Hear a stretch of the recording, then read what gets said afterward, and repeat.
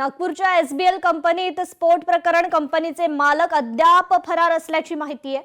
कामगारांच्या मृत्यूची संख्या आता 22 वर पोहोचली आहे। 14 जखमी महिला कामगारांवर उपचार सुरू आहे। 3 रुग्णांची प्रकृती गंभीर असल्याची माहिती आहे। अधिक अपडेट घेऊयात आपले प्रतिनिधी ज्ञानेश्वर पवार यांच्याकडून। ज्ञानेश्वर, मृत्यूचा आकडा हा वाढतच चाललेला आहे, 22 वर हा आकडा आता पोहोचलाय, काय अधिकची अपडेट?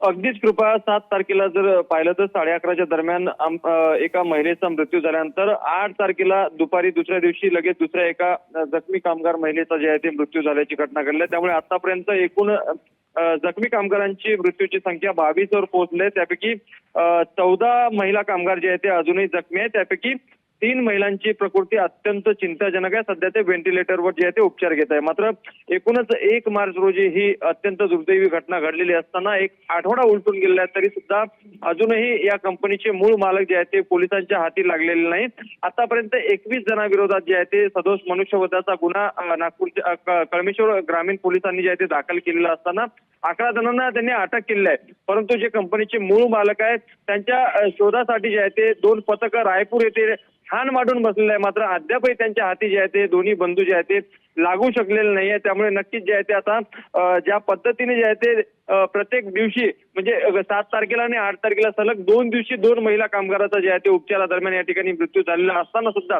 पोलिसांना अजूनही ते का सापडू शकले नाही, हा प्रश्न जे आहे ते आता सर्वसामान्य नागरिकांकडून एकंदरीत उपस्थित केला जातोय। जी, निश्चितच ज्ञानेश्वर, धन्यवाद आपण दिलेल्या या अपडेट संदर्भात।